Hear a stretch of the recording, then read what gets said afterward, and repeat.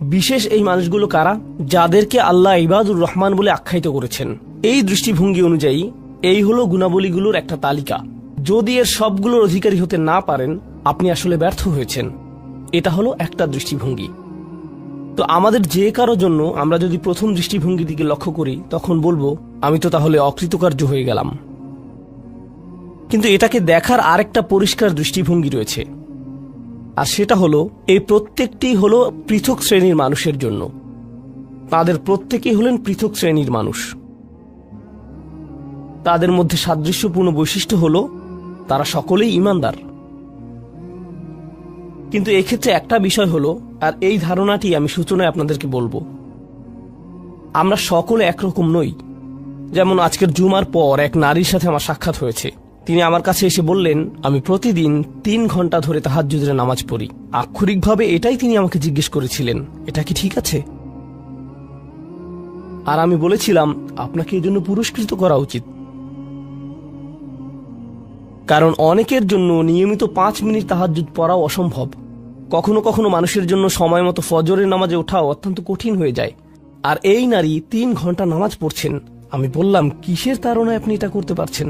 তিনি বললেন, কি করব আমি, টিভি দেখব? তার চেয়ে বরং আল্লাহর সাথে কথা বলে সময় কাটাই। এটাই তিনি আমাকে বলেছেন। আমি সম্মানিত বোধ করছি যে তিনি আমার কাছে এসে প্রশ্নটি করেছেন। আমার উচিত ছিল তার কাছ থেকে পরামর্শ নেয়া, এমন মানুষের কাছ থেকে যারা আল্লাহর নৈকট্যপ্রাপ্ত। আমি যা বলতে চাচ্ছি তা হলো, আমরা সকলে একরকম নই। তিনি যা করেছেন আমি তা করতে পারবো না। আমি সত্য কথা বলছি। এই নারী যা করেন আমি তা করতে সক্ষম নই, আর আমি তার এই যোগ্যতার প্রতি সম্মান জানাই। আল্লাহ এই অভ্যাস বজায় রাখতে তাকে দৃঢ়তা দান করুন। কিন্তু আমরা তো জানি এমন মানুষ রয়েছেন যারা অন্যদেরকে সাহায্য করার ক্ষেত্রে অসাধারণ। তাদের যোগ্যতা, তাদের পারদর্শিতা হলো অন্য মানুষকে সাহায্য করা। আরেক ধরনের মানুষ রয়েছে যাদের এই গুণটি রয়েছে যে যখন তারা মানুষের চারপাশে থাকেন, মানুষ ভালো অনুভব করে। এটাই তাদের যোগ্যতা। আপনি শুধু তাদের কাছে যাবেন, যদি তারা কোনো কথা নাও বলেন, আপনি শুধু তাদের সাথে সময় কাটাবেন, তখন নিজের ভিতর একটা প্রশান্তি অনুভব করবেন, শান্তি অনুভব করবেন। আল্লাহ আমাদের সকলকে বিচিত্র যোগ্যতা দিয়েছেন। এই অনুচ্ছেদের ব্যাপারে এই বিষয়টাই আমার কাছে অনেক বেশি বিশ্বাসযোগ্য মনে হয় যে এটা বিভিন্ন ঈমানদারদের জন্য বিভিন্ন বিচিত্র গুণাবলীর উল্লেখ করেছে। ঈমানদারদের একটি শ্রেণীর বিশেষ এক ধরনের গুণাবলী রয়েছে, ঈমানদারদের অন্য একটি শ্রেণীর অন্য ধরনের গুণাবলী রয়েছে। সেটা তাদেরকে বিশেষ বৈশিষ্ট্যমণ্ডিত করে। আর আমরা যখন এই আয়াতগুলোতে অগ্রসর হব, আপনি হয়তো দেখবেন যে প্রথমটি আমার সাথে মিলছে না। আমি আশা করছি যে কমপক্ষে একটি গুণের অধিকারী হব। আপনি হয়তো একের অধিক গুণের সাথে মিল খুঁজে পাবেন, আর সেটাও আপনাকে ইবাদুর রহমান হিসেবে অন্তর্ভুক্ত করবে। এখানে প্রথম গুণটি চমৎকার।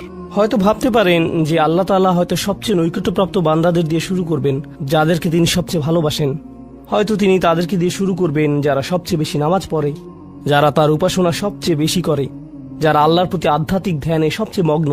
কিন্তু আল্লাহ কি দিয়ে শুরু করলেন? তিনি বললেন, আল্লাযীনা ইয়ামশুনা আলাল আরদি হাওনা। অবিশ্বাস্য রকম করুণাময় সত্তার বান্দারা, এই বিশেষ মানুষগুলো হলো তারা যারা বিনম্রতার সাথে পৃথিবীতে চলাফেরা করে। আল্লাযীনা ইয়ামশুনা আলাল আরদি হাওনা। সামনে এগোনোর আগে এটা দিয়ে কি বোঝাচ্ছে তা আমাদেরকে উপলব্ধি করতে হবে। এর অর্থ এটা না যে আপনি যখন রাস্তায় হাঁটবেন অর্ধেক রুকু করা অবস্থায় হাঁটবেন, এরকম ভাবে মাথা নিচু করে রাখবেন আর বলবেন যে আমি বিনয় প্রকাশ করছি। এটা বিনয় প্রকাশ করা নয়। আপনি সোজাভাবেই হাঁটবেন।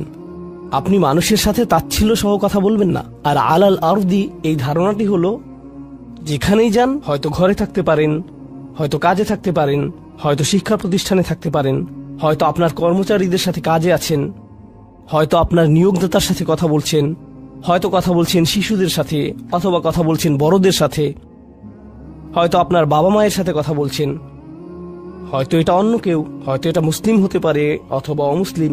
যখনই মানুষের সাথে কথা বলেন, এক ধরনের বিনয় থাকতে হবে। যেভাবে আপনি তাদের সাথে কথা বলবেন, কাউকে মূল্যহীন বোধ করাবেন না আপনার কথার দ্বারা। যেভাবে তার দিকে তাকান, যেভাবে নিজেকে উপস্থাপন করেন, এটাই আল মাশি আলাল আরদি হাওনা। পৃথিবীর বুকে বিনয় সহকারে চলাফেরা করা, বিনম্রভাবে। আপনারা দেখবেন যে কোরআনে বিভিন্ন রকমের অহংকারের কথা এসেছে। এখন এখানে সবাই জানেন যে অহংকার হলো হৃদয়ের একটা ব্যাধি।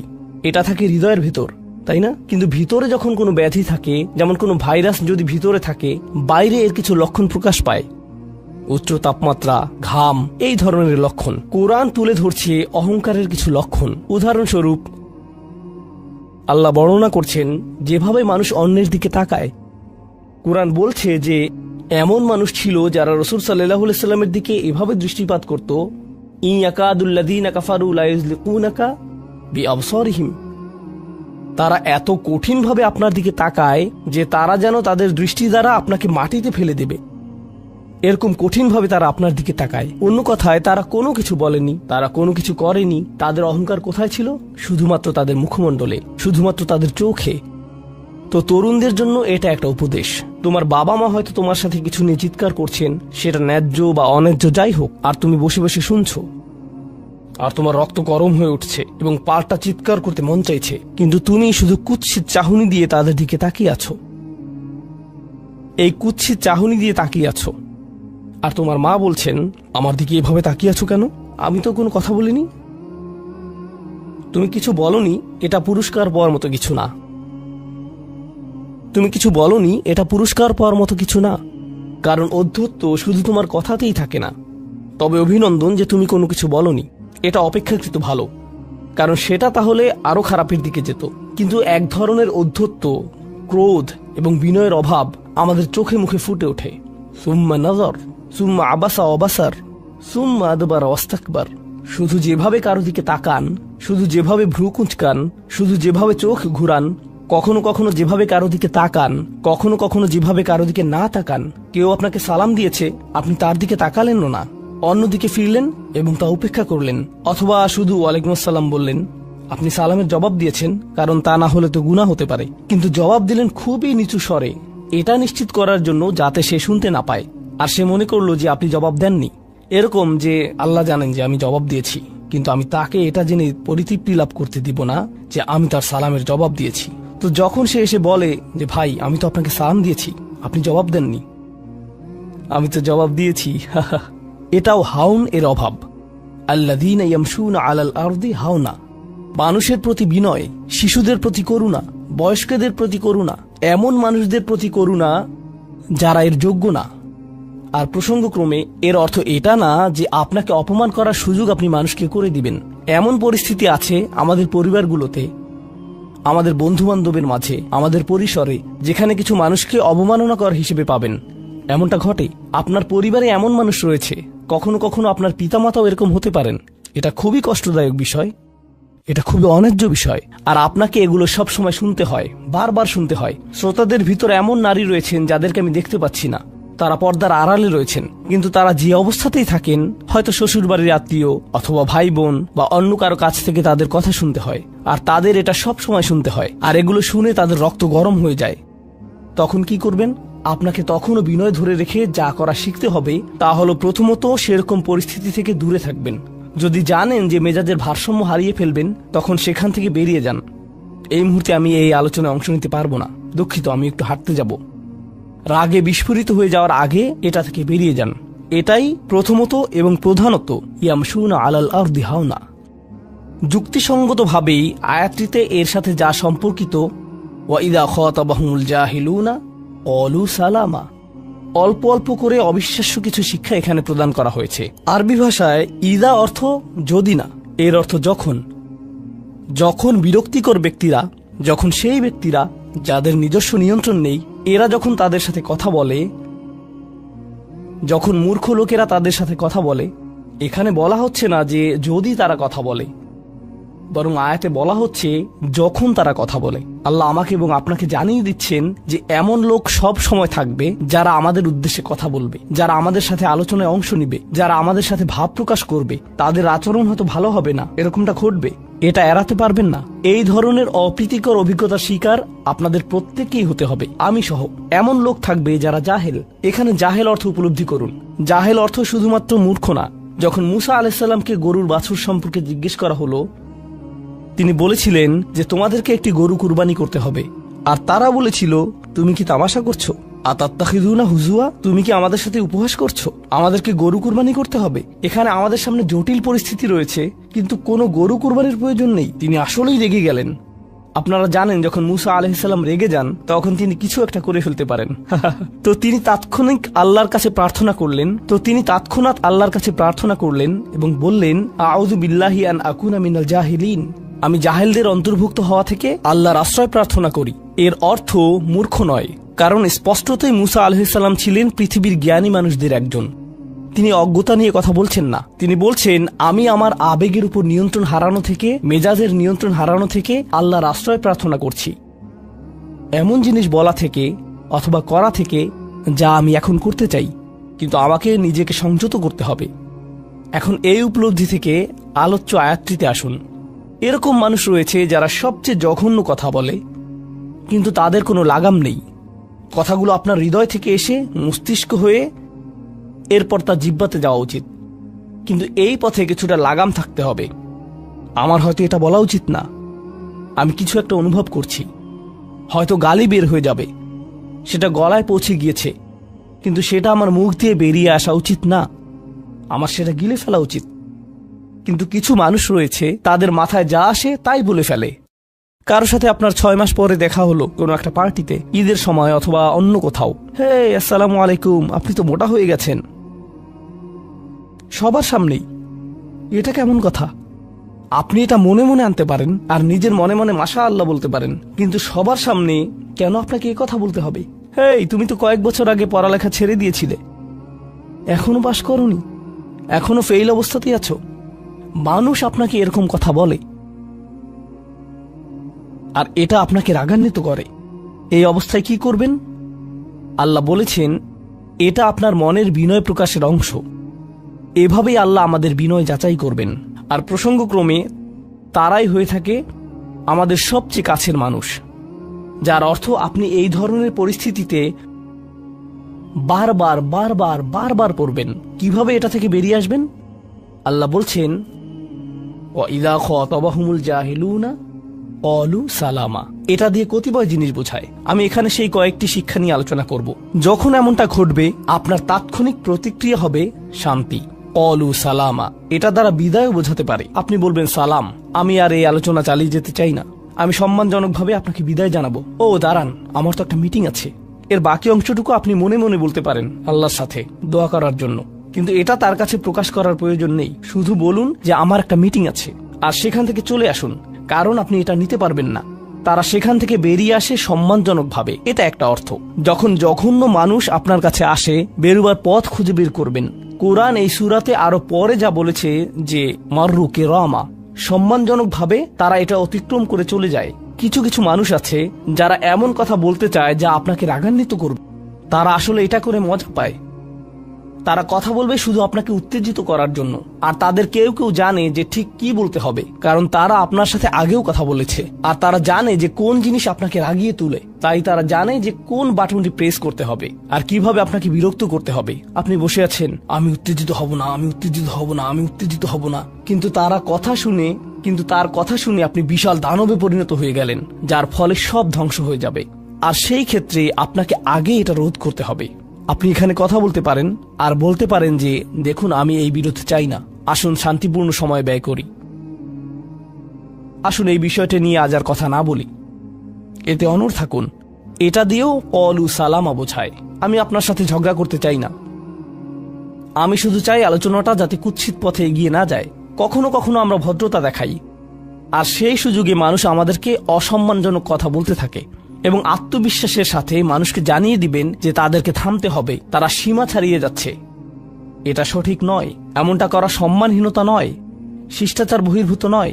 আপনি নিজের জন্য রুখে দাঁড়াতে পারেন, কিন্তু এটা শুধু মর্যাদাপূর্ণ উপায়ই করতে হবে, এমনভাবে যা শান্তিপূর্ণ।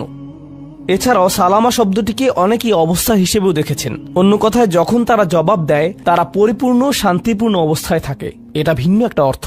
যখন জঘন্য মানুষের আপনার সাথে কথা বলে, তারা আপনাকে বিরক্ত করে, তারা রাগান্বিত করে, তারা মিথ্যার পর মিথ্যা, মিথ্যার পর মিথ্যা, মিথ্যার পর মিথ্যা বলে, আর আপনাকে সেখানে বসে এটা শুনতে হয় যেন এটা সত্য। আর তারা এটা অন্য মানুষের সামনে বলে, আর আপনি কোনো কারণ ছাড়াই ঝামেলায় পড়ে যান। যখন আপনি জবাব দেন, আপনার জবাব যাই হোক, জবাবটা শান্ত হওয়াটাই উত্তম। যখন জবাব দিবেন, আপনাকে শান্ত এবং পরিশীলিত হতে হবে। এটাই ক্বালু সালামা। আর যারা জীবনে এটা ধারণ করতে পারে তারা আল্লাহর কাছে বিশেষ মানুষ, ইবাদুর রহমান। অন্য কথায় এই অনুপ্রেরণাটিকে আমাদের মনে রাখতে হবে। সেই রকম সময়ে যেই ব্যক্তির সাথে আপনি কথা বলছেন সে এর যোগ্য না, বরং সে হয়তো চপটাঘাত পাওয়ার যোগ্য। আপনাদের কেউ কেউ হয়তো প্রতিউত্তর দেয়ায় খুবই পারদর্শী, কেউ হয়তো আপনাকে বিদ্রুপাত্মক কিছু বলছে, আপনি তাকে কথা দিয়ে পিষে ফেলতে পারবেন। ও মাই গড, আপনার মাথায় যে জবাবগুলো আসে, তালিকা করা একাধিক জবাব, আমি কি এ বি সি বলবো নাকি উপরের সবগুলো একসাথে বলবো, আপনার মাথায় এটা চলছে। আর সেই মুহূর্তে যখন আপনি বিরত হওয়ার সিদ্ধান্ত নেন, কঠিনভাবে না বলার, প্রতিক্রিয়া না দেখানোর, শান্ত থাকার সেই শক্তি অর্জনের জন্য আপনার আর আমার অনুপ্রেরণা যা হবে তা হলো, আমি ইবাদুর রহমানের মধ্যে শামিল হতে চাই।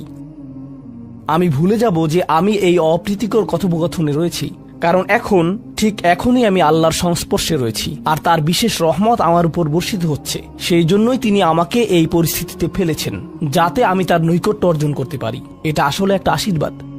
এই অপ্রীতিকর সঙ্গগুলো আসলে একটা আশীর্বাদ, যাতে আমি তার নৈকট্য পেতে পারি। সুবহানাল্লাহ। ওয়াইবাদুর রহমানিল্লাযীনা ইয়ামশুনা আলাল আরদি হাওনা ওয়া ইযা খাতাবাহুমুল জাহিলুনা ক্বালু সালামা। লক্ষ্য করুন এরপর আল্লাহ কি বলছেন। দ্বিতীয় শ্রেণীর মানুষেরা, তাদের বিশেষ গুণটি বর্ণিত হচ্ছে। প্রসঙ্গক্রমে এর অর্থ এটা না যে তারা অন্য কিছু করে না, যেমন তারা নামাজ পড়ে না, তারা হালাল খাবার গ্রহণ করে না। এগুলো তো থাকতেই হবে, তারা তো ইতিমধ্যে ইবাদ। এগুলো হলো ইবাদ হওয়ার বাইরের অতিরিক্ত গুণাবলী। দ্বিতীয় মহান গুণটি কি? দ্বিতীয় শ্রেণীর এই মানুষেরা যারা আল্লাহর কাছে প্রিয়, কোন জিনিসটা তাদের বিশেষ মানুষে পরিণত করেছে? ওয়াল্লাযীনা ইয়াবিতুনা লিরাব্বিহিম সুজ্জাদান ওয়া কিয়ামান।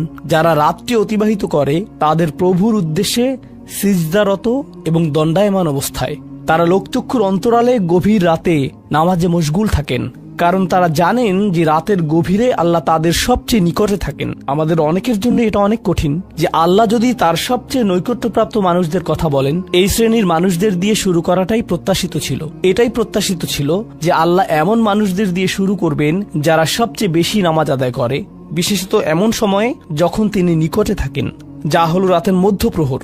সেখান থেকেই শুরু হওয়ার কথা ছিল, কিন্তু না, তিনি সেখান থেকে শুরু করেননি। তিনি বিনয় দিয়ে শুরু করেছেন, কারণ রাতের সেই নামাজ যখন আপনি এবং আমি আল্লাহর সামনে বিনয়াবনত হই, নামাজরত অবস্থায় অন্য কেউ দেখার সুযোগ না থাকে, চমৎকৃত করার মতো আর কেউ না থাকে, একমাত্র যাকে আপনি চমৎকৃত করতে চান তিনি হলেন আল্লাহ। আপনার আত্মাভিমান চলে গিয়েছে, আল্লাহর সম্মুখে দণ্ডায়মান হয়ে আপনি পূর্বেকৃত সকল অপরাধ স্বীকার করেছেন। আল্লাহর সাথে আপনি উন্মুক্ত আলোচনায় রত আছেন, সকল অহংকার থেকে মুক্ত হয়ে। যদি নিজেকে অহংকার মুক্ত করতে চান, প্রথম ধাপটি হলো আপনি কি মানুষের সামনে অহংকারকে বিসর্জন দিতে পারেন, আর তারপর আল্লাহর সম্মুখে উপস্থিত হন। আমরা এমন অনেক মানুষদের কথা জানি যারা ইবাদতে পারদর্শী, কিন্তু মানুষের কাছে তারা খারাপ হিসেবে বিবেচিত। এটা আদর্শ নয়। এখানে একটি শ্রেণীকে অগ্রাধিকার দেয়া হয়েছে, আর এরা তারাই যারা মানুষের সাথে বিনয়ী। তারপর যারা আল্লাহর সামনে বিনয়াবনত হয়ে উপস্থিত হয়। এটা অর্জন করা সহজ নয়, কিন্তু যদি সপ্তাহে একবার, আমি জানি যে এটা কঠিন হবে, কিন্তু সপ্তাহে একবার আপনি মসজিদে ইশার নামাজ পড়লেন আর এরপর সরাসরি বাসায় চলে গেলেন আর ঘুমিয়ে পড়লেন, আর সেটা তখনই সম্ভব হবে যদি আপনি প্রত্যুষে ঘুম থেকে উঠেন আর এরপর দিনে না ঘুমান। তো ফজরের সময় উঠুন, এরপর ঘুমাবেন না, নিজেকে পরিশ্রান্ত করুন, এশা পড়ুন, এরপর ঘুমাতে যান। এরপর অ্যালার্ম দিয়ে রাখুন, ফজরের 30 মিনিট আগে অ্যালার্ম সেট করুন, উঠে গিয়ে কয়েক রাকাত নামাজ পড়ুন। শুধু এটুকুই করুন, নিজের মতো করে এটা করুন। এজন্য অন্য কারো ঘুম ভাঙাবেন না, এটা নীরবে করবেন। ঘরের কোনো এক কোণে চলে যান, সেখানেই নামাজ পড়ুন। যদি সপ্তাহে একবার বা দুবারও এটা করতে পারেন, যে প্রশান্তি পাবেন, আল্লাহর সাথে যে সম্পর্ক অনুভব করবেন, সেটা আপনাকে সবচেয়ে কঠিন সময়েও সাহায্য করবে। আল্লাহ আমাদেরকে এই মানুষদের অন্তর্ভুক্ত করে দিন। ওয়াল্লাযীনা ইয়াবিতুনা লিরাব্বিহিম সুজ্জাদান ওয়া কিয়ামা। এরপর আসছে তৃতীয় ধরনের মানুষের কথা। ওয়াল্লাযীনা ইয়াকুলুনা রাব্বানা ইসরিফ আন্না আযাবা জাহান্নাম ইন্না আযাবাহা কানা গরামা ইন্নাহা সাআত মুস্তাকাররা ওয়া মুকামা। এই মানুষেরা শুধু একটি দোয়া করে, দোয়ার তালিকা নয়, তাদের একমাত্র দোয়া হলো, ইয়া আল্লাহ, আমি জাহান্নামে যেতে চাই না। অন্য যেখানেই রাখেন, জাহান্নামে নয়। আমাকে জাহান্নামে রাখবেন না, আমাদেরকে জাহান্নামের শাস্তি থেকে দূরে রাখুন। অবস্থান করার জন্য এটা বিভৎস একটা জায়গা। আমি এটা এক মুহূর্তের জন্য দেখতে চাই না। আমি সেখানে স্বল্পস্থায়ীভাবে থাকতে চাই না, আর আমি সেখানে দীর্ঘস্থায়ীভাবেও থাকতে চাই না। দোয়াটি মনোযোগ দিয়ে শুনুন। ইন্নাহা সাআত মুস্তাকাররাও ওয়া মুকামা। প্রথমত, এটা একটা শাস্তি, এটা বিশাল একটা সাজা। আমি সেখানে স্বল্প মেয়াদের জন্য থাকতে চাই না, আর আমি সেখানে দীর্ঘমেয়াদের জন্য থাকতে চাই না। কিছু মানুষ রয়েছে যারা সেই একই রোগে আক্রান্ত হয়েছে উম্মার মধ্যে, মুসলিমদের মধ্যেই একই রোগ যা বনী ইসরাইলেরও ছিল। তারা বলেছিল আল্লাহ আমাদেরকে শাস্তি দিবেন না, ইল্লা আইয়ামাম মাদুদা, দিলেও কয়েকদিনের জন্য। মুসলিমদের মনোভাবও এমন হয়েছে। তারা বলে আল্লাহ আমাদের শাস্তি দিবেন, কিন্তু তা তো চিরদিনের জন্য না, তাই না? আমরা মুসলিম, একসময় আমরা ঠিকই বেরিয়ে আসব। ঠিক আছে, ভালো, আমি জাহান্নামে যাব, কিন্তু এটা হবে দীর্ঘ সাপ্তাহিক ছুটির মতো, আর তারপর আমার আর সমস্যা নেই। দেখুন আল্লাহর নৈকট্যপ্রাপ্ত মানুষদের দোয়া। তারা আল্লাহকে বলছেন, ও আল্লাহ, আমি জাহান্নামে যেতে চাই না, স্থায়ীভাবে না, অস্থায়ীভাবেও না। আমি স্বীকার করছি যে অবস্থানের জন্য এটা বিভৎস একটা জায়গা। মুস্তাকররান ওয়া মুকামা, শুধু থামার স্থান হোক অথবা চিরকালীন স্থান হোক, আমি এগুলোর কোনোটাই চাই না। এর অনেক অন্তর্নিহিত অর্থ রয়েছে, আমি আপনাদের শুধু একটির কথা বলছি। দেখুন, আপনি এবং আমি কখনোই প্রলুব্ধ হওয়া থেকে বাঁচতে পারবো না। হারাম সবসময় আমাদের সামনে আসবে, আর এটা সবসময় আমাদেরকে আহ্বান করবে। আর শাইতানু ইয়াইদুকুমুল ফাকর, শয়তান তোমাদেরকে দেউলিয়াত্বের প্রতিশ্রুতি দিবে। অন্য কথায়, যখন আপনি হালাল পথে চলবেন, শয়তান আপনাকে প্রতিশ্রুতি দিবে তুমি সুযোগ হারিয়ে ফেলছো, তুমি বঞ্চিত হচ্ছ, সবাই কত মজা করছে, তুমি অনেক মজা করতে পারতে, তুমি আরো অর্থ উপার্জন করতে পারতে, তুমি আরো ইন্দ্রিয় সুখ উপভোগ করতে পারতে। সেই সব সময় আপনার কাছে বিজ্ঞাপন দিতে থাকবে বিকল্প পণ্যের, বিকল্প পন্থার, নিজের কামনাকে চরিতার্থ করার। কিছু যায় আসে না যে কতটুকু কোরআন মুখস্থ করেছেন, কিছুই যায় আসে না যে কি পরিমাণ তাহাজ্জুদ আপনি পড়েছেন, এগুলো কোনোটাতেই আসে যায় না। শয়তান থামবে না। দিন শেষে আপনি তো একজন মানুষই। দিন শেষে কামনা বাসনাগুলো আপনার মাঝে থাকবে, আর শয়তান থামবে না, সে আপনার পেছনে লেগেই থাকবে। শয়তানের একটা কৌশল আল্লাহ বর্ণনা করেছেন। তার মনস্তাত্ত্বিক কৌশলটি হল যায়্যানা লাহুমুশ শাইতানু আমালাহুম। শয়তান তাদের কাজগুলোকে তাদের কাছে আকর্ষণীয় করে দেয়। শয়তান আপনার কাছে আসবে, আপনাকে প্রলুব্ধ করবে। তখন আপনি বলবেন, হ্যাঁ এটা খারাপ, কিন্তু আমি তো অনেক ভালো কাজও করি। হ্যাঁ, আমি এলোমেলো কাজ করছি, কিন্তু আমি তো নামাজও পড়ছি, আর আমি তো কাফেরও না, তো সমস্যার কিছু নেই। আর এইবার করেই আমি থেমে যাব। এমন না যে আমি এটা করতেই থাকবো, শুধু একবারই করব। এভাবে নিজেকে সব ধরনের যুক্তি দিতে থাকেন, নিজে নিজে এটাকে বৈধতা দিতে থাকেন। আপনার চিন্তায় এটা এখন আর অতটা খারাপ না।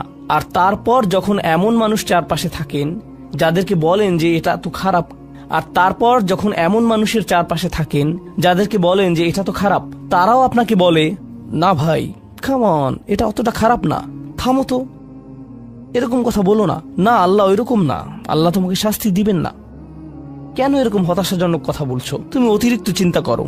আপনি তা শুনেন, আর এটা আপনাকে প্রভাবিত করতে শুরু করে। কিন্তু যখন কাজটা করে ফেলেছেন, যেটাই করেছেন, হতে পারে এটা অ্যালকোহল অথবা অন্য কোনো মাদক, এটা কারোর সাথে সম্পর্ক হতে পারে, সেটা যাই হোক, যখন নিজেকে বলেন যে এটাই শেষবার, কিন্তু এটাই শেষ তো না। কারণ যখনই কাজটা ঘটে যায় আর কয়েকদিনের মধ্যে অনুশোচনাও কেটে যায়, তখন মোবাইলে আরেকটা মেসেজ চলে আসে, তারপর আরেকটা দাওয়াত আসে, তারপর আপনি বলেন না এটাই শেষবার, আবারও সেই চক্রে আটকে যান, আর আবারও সেটা করেন, আর তা করতেই থাকেন। শয়তান ঠিক এটাই চেয়েছিল। মানুষ এই চক্র বন্ধ করতে পারে, আল্লাহর প্রতি নিবিষ্ট হয়ে বলতে পারে, ইয়া আল্লাহ, আমার বন্ধুরা কি বলছে তাতে কিছু যায় আসে না, শয়তান কি ওয়াসওয়াসা দিচ্ছে তাতে কিছু যায় আসে না, কতবার এই বিভৎস চক্রে আটকা পড়েছি তাতে কিছু যায় আসে না। আমি ফিরে আসলাম, আমি ফিরে আসলাম, আমি ফিরে আসলাম 2 দিন অনুতপ্ত থেকে আবারও পাপে লিপ্ত হওয়া থেকে। আমি ফিরে আসলাম আপনার কাছে ক্ষমা চাওয়ার পর আবারও পাপ করা থেকে। ওয়ালাম ইউসিরু আলা মা ফাআলু ওয়া হুম ইয়ালামুন। তারা পাপ কাজগুলো বারবার করে না, আর তারা জানে যে তারা কি করছে। আমি সেই লোকদের অন্তর্ভুক্ত হব না। ওয়ালাইসাতিত তাওবাতু লিল্লাযীনা ইয়ামালুনা আস-সাইয়্যাত। তওবা, অনুশোচনা তাদের জন্য কাজ করে না যারা পাপ করতেই থাকে। এমনকি তওবা করার পরেও এটা সেই মানুষদের জন্য না যারা এই চক্রে আটকে যায়। এটা তাদের জন্য যারা বলে, ইয়া আল্লাহ, আমি জাহান্নামে যেতে চাই না, আমি জাহান্নামের যোগ্য অনেক কাজ করেছি, কিন্তু এখন আমি থেমে যাচ্ছি। আর এটাই চূড়ান্ত। তারা হলেন আল্লাহর কাছে বিশেষ মানুষ, কারণ আল্লাহ জানেন এটা কতটা প্রলুব্ধকারী ছিল, আল্লাহ জানেন সেই আসক্তি কতটা শক্তিশালী ছিল, আল্লাহ জানেন পাপের কত গভীরে আপনি ছিলেন, আল্লাহ জানেন আপনার উপর শয়তানের সেই দীর্ঘ নিয়ন্ত্রণের কথা, আর আপনি সেই নিয়ন্ত্রণ ভঙ্গ করতে এবং আল্লাহর কাছে ফিরে আসতে সক্ষম হয়েছেন। আল্লাহর পথে আপনার এই যাত্রা অন্য মানুষের তুলনায় অনেক কঠিন। আপনার সামনের প্রলোভনগুলো অনেক শক্তিশালী, আপনার প্রতি অভিকর্ষের টানটি অনেক বেশি শক্তিশালী, আর এর সাথে লড়াই করে যেহেতু আল্লাহর কাছে এসেছেন তাই আপনি বিশেষ মর্যাদা সম্পন্ন। এটা মনে করবেন না যে আমি তাহাজ্জুদ পড়ি না তাই আমি অতটা ভালো না, অথবা আমি আরবি জানি না, বা আমি এখনো সম্পূর্ণ কোরআন পাঠ করিনি আর আমি তাজবিদের নিয়মগুলো জানি না। না না না না না, আপনার বিশেষত্ব এজন্য না যে আপনি 17 বার হজ করেছেন। আপনার জ্ঞান এবং ইবাদতের জন্য আপনি আল্লাহর কাছে বিশেষ না, আপনি আল্লাহর কাছে বিশেষ মর্যাদা সম্পন্ন, কারণ আপনি পাপ থেকে বেরিয়ে এসেছেন আর আপনি শুধু তার ভয়েই ভীত। এটাই আপনাকে আল্লাহর কাছে বিশেষ মর্যাদা সম্পন্ন করে। তাই আপনিও ইবাদুর রহমান। তো এখান থেকে আল্লাহ আমাদেরকে সম্পূর্ণ বিপরীত দিকে নিয়ে যাচ্ছেন। এই প্রত্যেক শ্রেণী সম্পর্কে চিন্তা করুন, কিভাবে এগুলো আপনার সাথে প্রাসঙ্গিক, কিভাবে আপনি আল্লাহর কাছে বিশেষ মর্যাদা সম্পন্ন হতে চান, কিভাবে আপনি আল্লাহর নৈকট্য পেতে চান, কিভাবে আমি আল্লাহর নৈকট্য পেতে চাই। আমাদের কাছে এটা আসলে কতটা মূল্যবান। পাপ হলো এক প্রকারের ভালোবাসা। আমরা এর মোহে পড়ে যাই, আমরা এতে আসক্ত হয়ে যাই। আর এই অনুচ্ছেদটি আসলে ভালোবাসার একটা প্রতিযোগিতা, কারণ আপনি ইন্দ্রিয় সুখ ভালোবাসেন, আপনি এই পাপগুলোকে ভালোবাসেন আর আপনি তা ছাড়তে চান না, কারণ এতে আপনার সুখানুভূতি নষ্ট হবে। আর অন্যদিকে আল্লাহ বলছেন, আমি আমার নিজের দ্বারা সেই সুখকে প্রতিস্থাপন করে দিব, আমি এটাকে আমার নৈকট্য দ্বারা প্রতিস্থাপন করে দিব। আল্লাহ এই সুযোগ দিয়েছেন, আপনার নিজেকে এই সমীকরণের আলোকে সিদ্ধান্ত নিতে হবে। আপনি এই পরিস্থিতিতে পড়বেন, অন্য কেউ জানবে না, কেউ জানবে না যে আপনার মাথায় কি সংগ্রাম চলছে, কেউ জানবে না, শুধু আল্লাহ জানবেন। আর প্রসঙ্গক্রমে উদাহরণস্বরূপ আপনাদের কেউ কেউ যখন হারাম সম্পর্কে জড়ান, নিশ্চিত বলছি না, আপনাদেরকে অভিযুক্ত করছি না, কোনো মানুষ, আপনারা না, কোনো মানুষ যাদেরকে আপনারা চিনেন, তারা হয়তো অনৈতিক সম্পর্কে জড়িত আর আপনি তা থেকে বের হতে চাচ্ছেন। তো আপনি এই আলোচনা শুনে তাকে মেসেজ দিলেন, আমি আর এটা করতে পারবো না। সে উত্তর দিল, তুমি কি আমাকে ভালোবাসো না? তুমি এখন আমাকে ঘৃণা করো? তুমি কি মনে করো যে আমি তোমার জাহান্নামে যাবার কারণ? আমি কি এতটাই খারাপ? এখন আপনি বলছেন, না তুমি অতটা খারাপ না, না আমি তোমাকে ভালোবাসি, তুমি মোটেই খারাপ না, তুমি অনেক ভালো। ঠিক আছে, যদি আমার সাথে সম্পর্ক সমাপ্ত করতে চাও, আজকে রাতে আমার সাথে দেখা করো আর আমার মুখের সামনে এটা শেষ করো।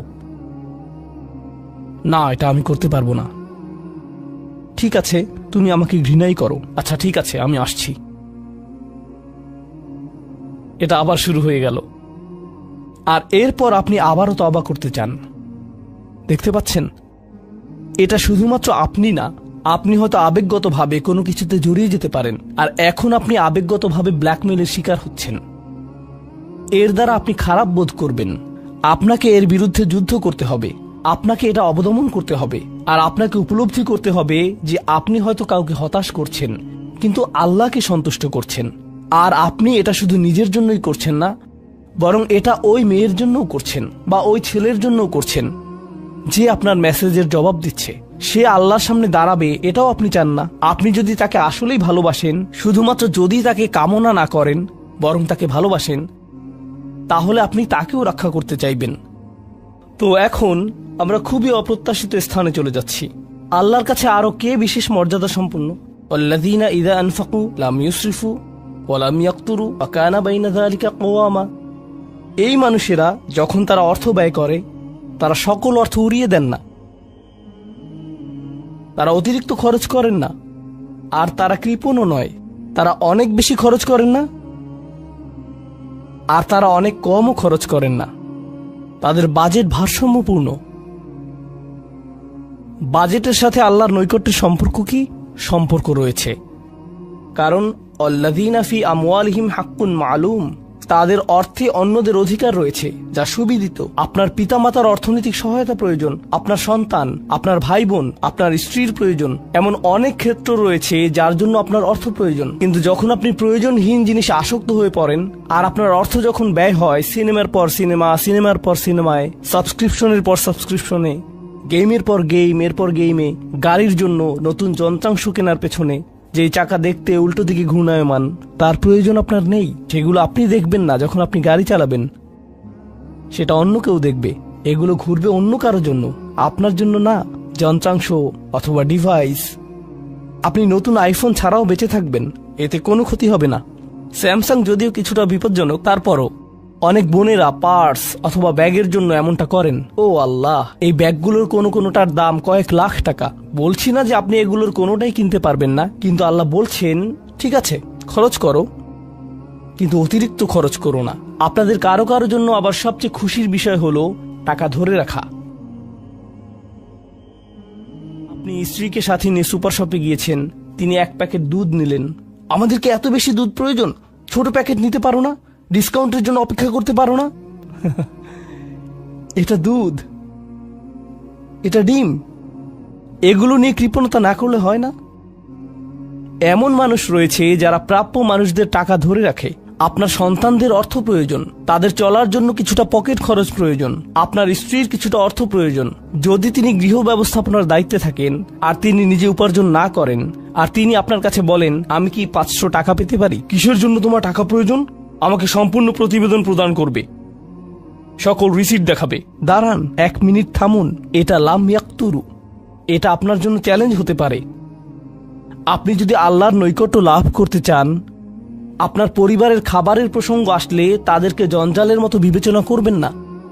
আপনার জন্য সর্বোত্তম খরচের খাত হলো আপনার পরিবার।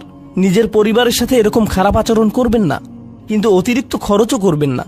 অন্যরা এমন আছে যারা টাকা উড়ায়। আল্লাহ হয়তো আপনাকে কিছুটা অর্থ দিয়েছেন, আর আপনি আপনার 16 বছরের সন্তানকে BMW কিনে দিলেন যাতে সে রাস্তার পাশে লাগিয়ে দিয়ে অ্যাক্সিডেন্ট করতে পারে, আর তারপর তাকে আরেকটা কিনে দিলেন। না না না, আপনি এমনটাও করতে পারবেন না। লাম ইউসরিফু ওয়া লাম ইয়াকতুরু ওয়া কানা বাইনা যালিকা কওয়ামা। তারা একটি ন্যায্য ভারসাম্যপূর্ণ পন্থা অবলম্বন করে এই দুই অবস্থার মাঝে অবস্থানের জন্য। পরবর্তী গুণটি আমার প্রিয়, মনোযোগ দিয়ে শুনুন। এরা সবাই একটি শ্রেণী। ওয়াল্লাযীনা লা ইয়াদউনা মা'আল্লাহি ইলাহান আখার ওয়া লা ইয়াকতুলুনা আন-নাফসা আল্লাতী হারামাল্লাহু ইল্লা বিল হক ওয়া লা ইয়াজনুন ওয়া মান ইয়াফআল যালিকা ইয়ালকা আসামা। তারা আল্লাহর পাশাপাশি অন্য কোনো উপাস্যের কাছে প্রার্থনা করে না, আর আল্লাহর পাশাপাশি অন্য কোনো উপাস্যের কাছে প্রার্থনা না করা অবস্থায় তারা কাউকে হত্যা করে না, এবং তারা ব্যভিচারে লিপ্ত হয় না। 3টি বিষয়। তারা আল্লাহ ছাড়া কারো কাছে প্রার্থনা করে না, এর সাথে রয়েছে তারা হত্যা করে না, এবং তারা ব্যভিচার করে না। 3টি বিষয় একসাথে, 3টি বিষয় একসাথে। এটা তো অসাধারণ কোনো অর্জন নয়। কেউ বলতে পারে যে হ্যাঁ, আমি তো তালিকায় এসে পড়েছি, আমি কাউকে হত্যা করিনি। কিন্তু জানেন কেন এটা বৈশিষ্ট্য সূচক? কারণ এই বিষয়গুলো খুবই প্রাথমিক স্তরের, তাই না? অন্য অনেক কবিরা গুনাহ রয়েছে, কিন্তু আল্লাহ বলছেন যে তোমরা আল্লাহর কাছে বিশেষ মর্যাদার অধিকারী হতে পারবে যদি তোমরা শুধু এটুকু করো। কেন এটা বিশেষ মর্যাদাপূর্ণ? মক্কার মানুষদের কথা চিন্তা করুন, সেই সমাজের কথা চিন্তা করুন যার মাঝে কোরআন এসেছিল। সেই মানুষগুলো 1000 বছর ধরে শিরকে লিপ্ত ছিল। হত্যা তাদের কাছে সাধারণ বিষয়ে পরিণত হয়েছিল, জিনা কোনো বিষয়ই ছিল না। আর এগুলো বড় বিষয় ছিল না তাদের পূর্বপুরুষ অথবা তাদের পূর্বপুরুষ অথবা তাদের পূর্বপুরুষের কাছে। এগুলো ছিল জীবনেরই অংশ। জীবন ছিল গ্যাংস্টারের মতো। আর যখন তারা এই সকল কিছু ছেড়ে আল্লাহর কাছে আসলো, তাদের পরিবারকে বলেছিল যে ও তুমি তো এখন মুসলিম, কংগ্রাচুলেশনস। তাদেরকে সকল ধরনের বিভৎস অভিজ্ঞতার সম্মুখীন হতে হয়েছিল, তাদের প্রিয় মানুষদের কাছ থেকে, তাদের সমাজ থেকে, তাদের বন্ধু বান্ধবদের কাছ থেকে, কারণ তারা সেই অপরাধগুলো ত্যাগ করেছিলেন, তাই না? কিছু মানুষের জন্য শুধুমাত্র ঈমান গ্রহণ করা, শুধুমাত্র অপরাধী জীবন থেকে বেরিয়ে আসা, শুধুমাত্র জিনা থেকে বেরিয়ে আসা ছিল এতটাই বড়।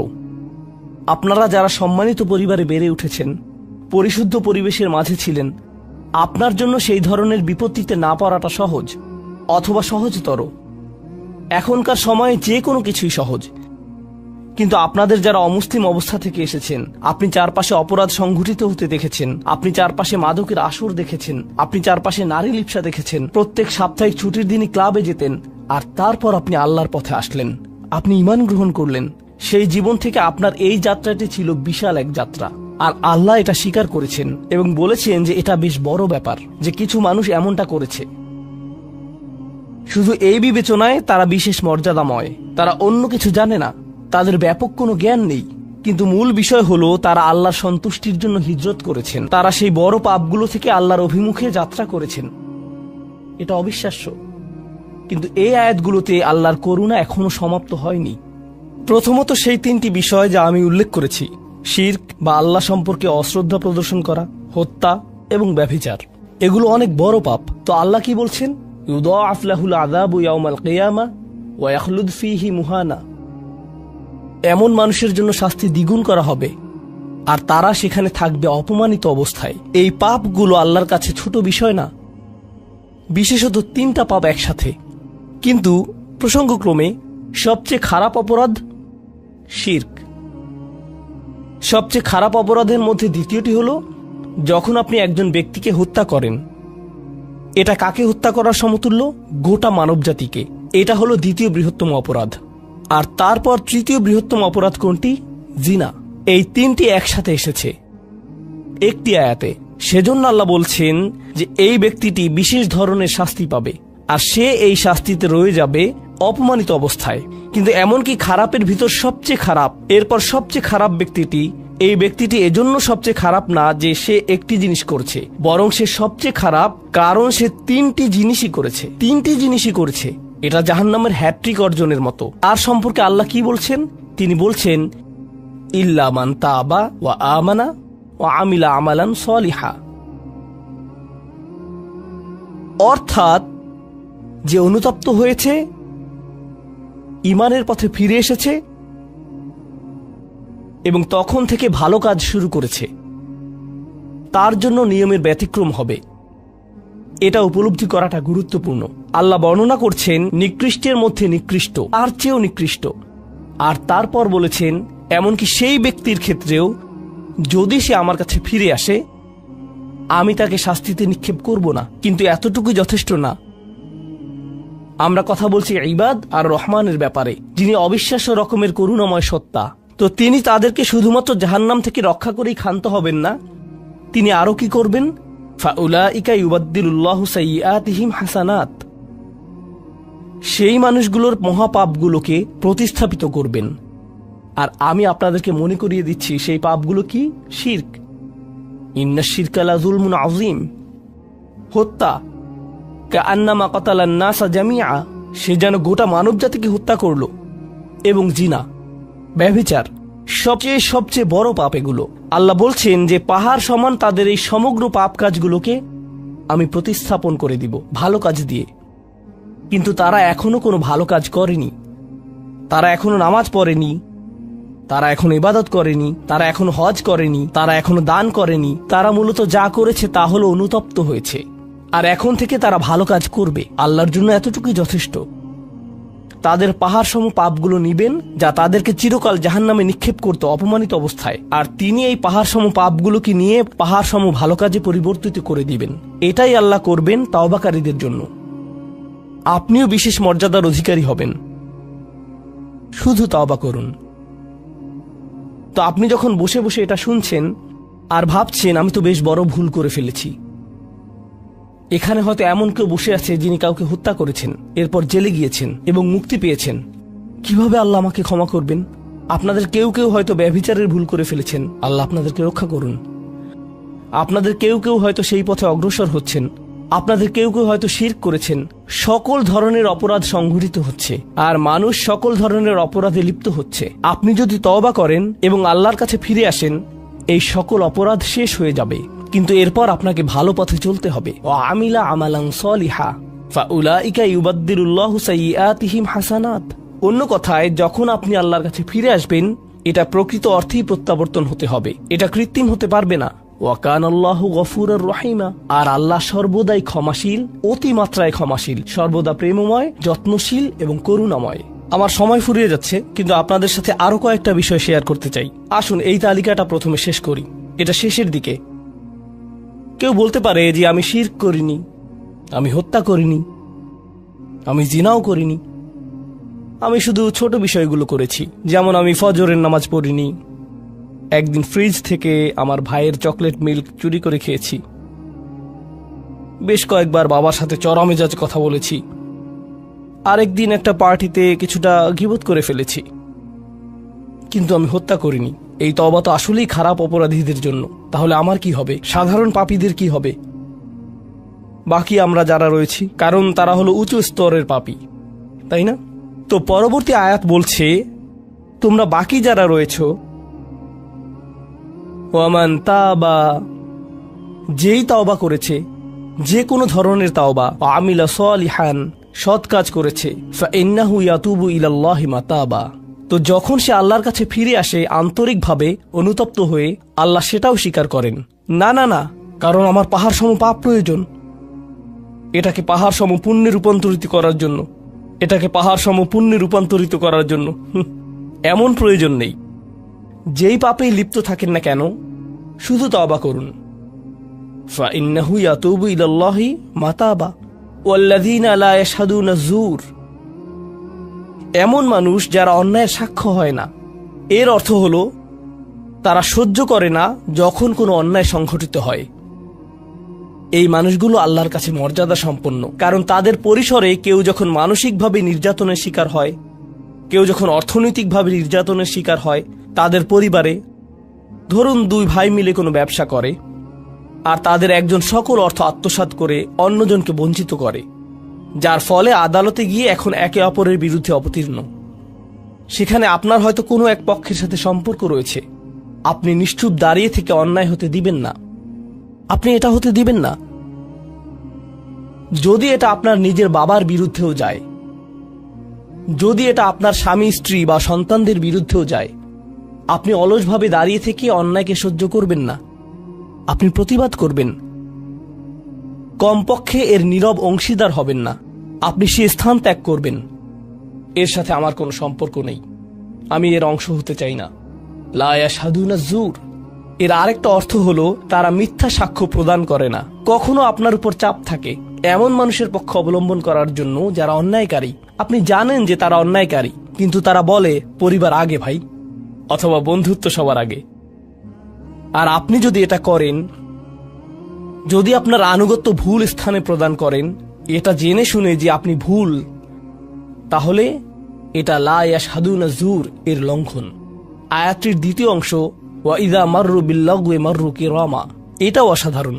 এই আয়াতে আল্লাহর কাছে আপনাকে অসাধারণ বানিয়েছে কোনটি? আপনি একটা আসরে রয়েছেন, বন্ধুরা সবাই ঘুরে বেড়াচ্ছে, অথবা আপনি হয়তো কোনো হোয়াটসঅ্যাপ গ্রুপে আছেন।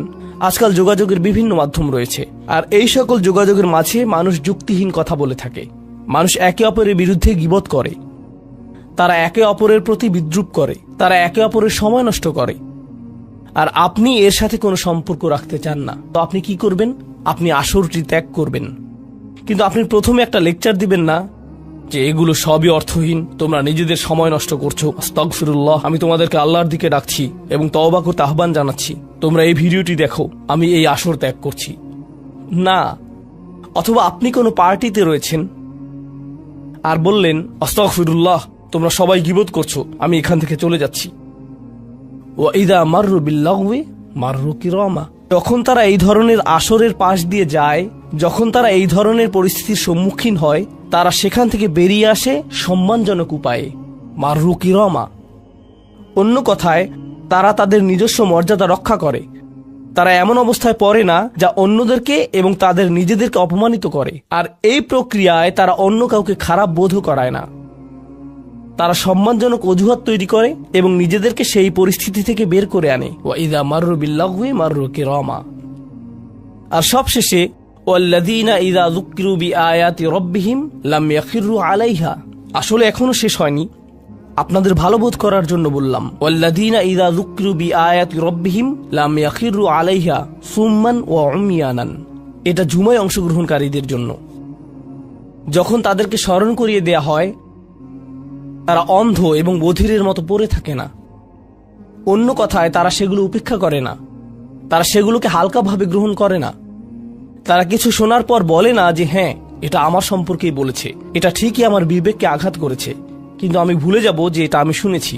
আমি ভান করব যে এটা আমার সম্পর্কে না, এবং এটা নিয়ে চিন্তা করব না।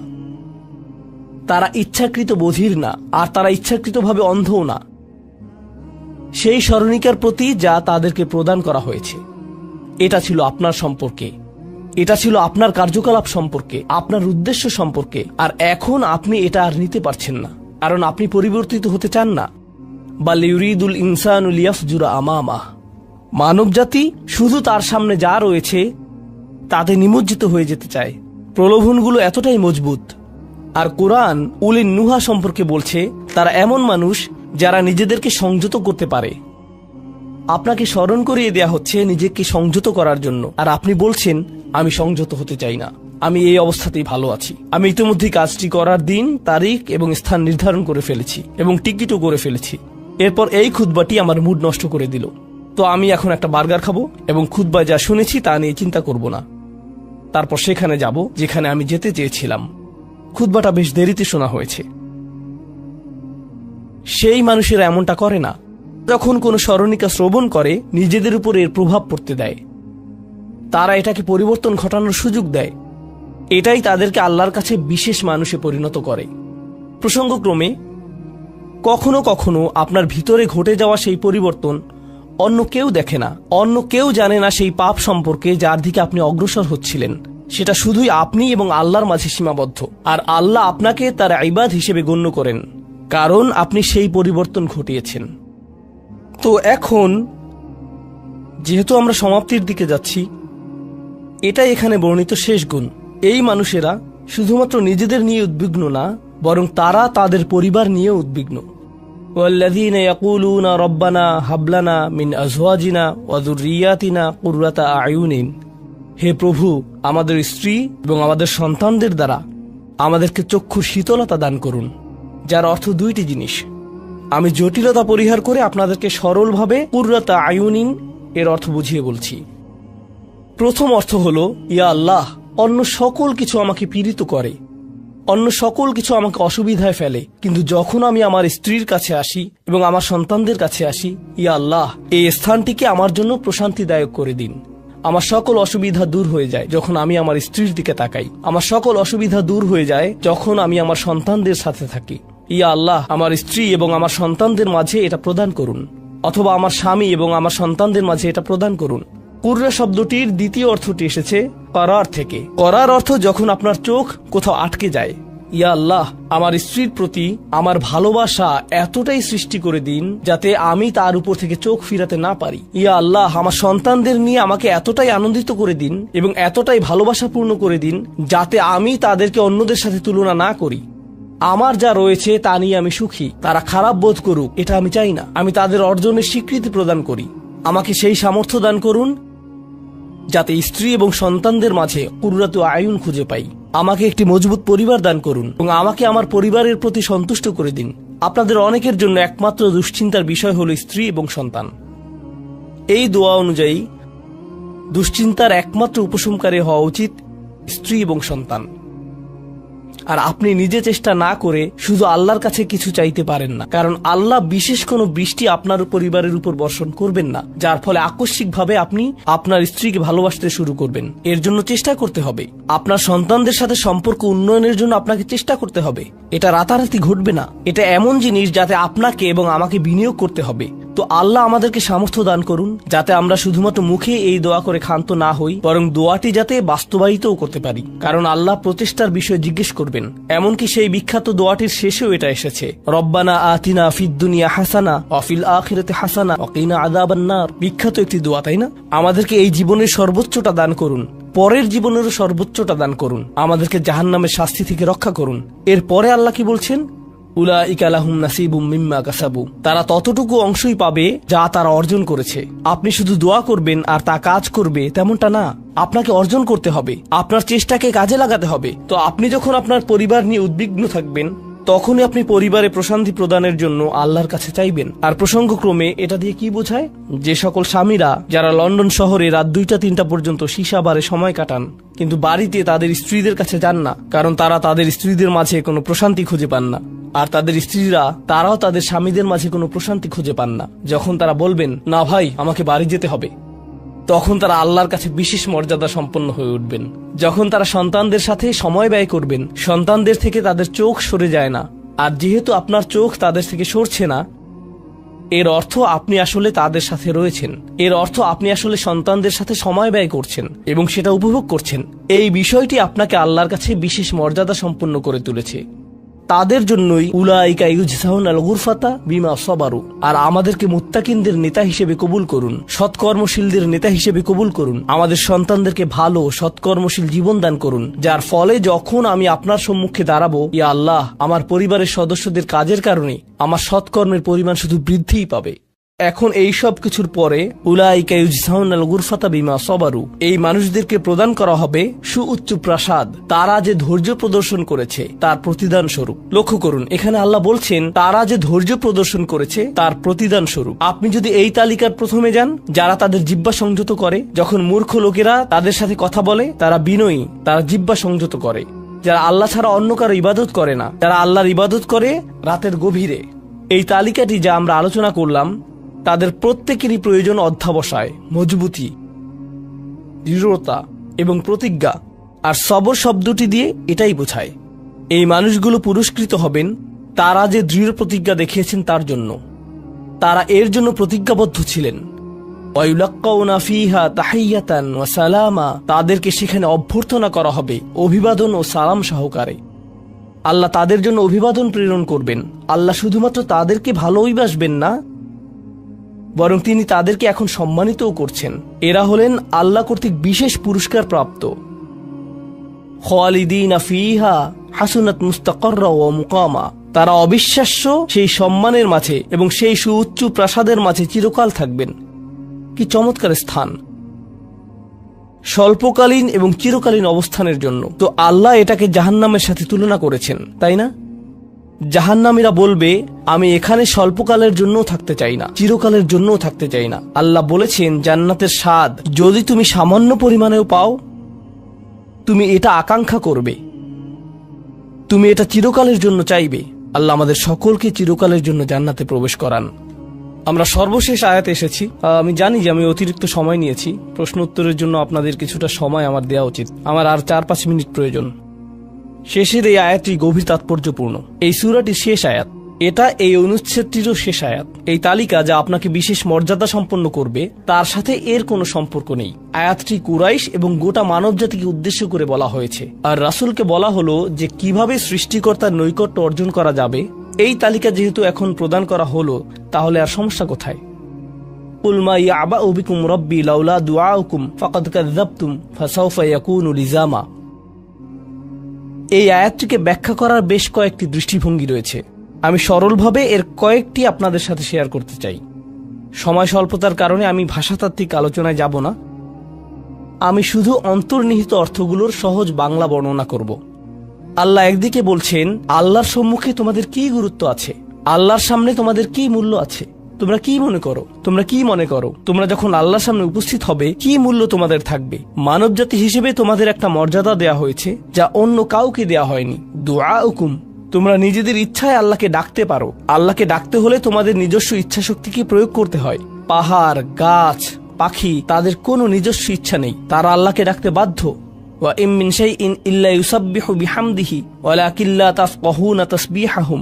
তোমরা আল্লাহর কাছে মূল্যবান যদি একটি জিনিস না থাকে, আর তা হলো তোমাদেরকে বাছাই করা হয়েছে তাকে ডাকার জন্য, কিন্তু তোমরা সেই দায়িত্বকে পরিত্যাগ করেছো। ফাকাদ কাযযাবতুম, আল্লাহকে ডাকার এই আমন্ত্রণকে তোমরা মিথ্যা সাব্যস্ত করেছো। ফাসাউফা ইয়াকুনু লিজামা, এই শাস্তি তোমাদেরকে পরিত্যাগ করবে না। এটা হবে এমন জিনিস যা থেকে তোমরা মুক্ত হতে পারবে না। এটা প্রথম অর্থ।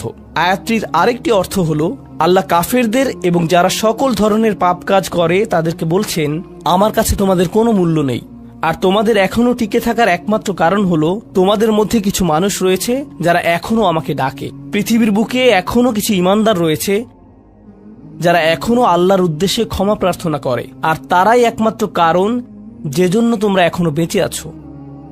আয়াতের তৃতীয় অর্থটি কাফেরদের উদ্দেশ্যে এবং এমন মুসলিমদের উদ্দেশ্যে যারা আল্লাহ থেকে অনেক দূরে রয়েছে, তাদের জন্য এটা প্রযোজ্য।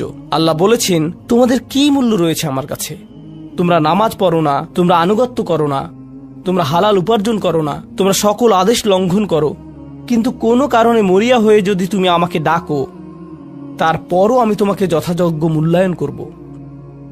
এখনো তোমাকে সুযোগ দিয়ে যাচ্ছি, লাউলা দুআউকুম, কিন্তু মোটের উপর তুমি এখনো এই সকল কিছুকে মূল্যহীন বিবেচনা করছো। তুমি স্বীকার করছো না যে আমি তোমাকে যা কিছু দিয়েছি এবং যা কিছু করতে বলেছি তা আসলে তোমার কাছে অর্থবহ। তুমি এই সকল কিছুকে মূল্যহীন এবং মিথ্যা বিবেচনা করছো।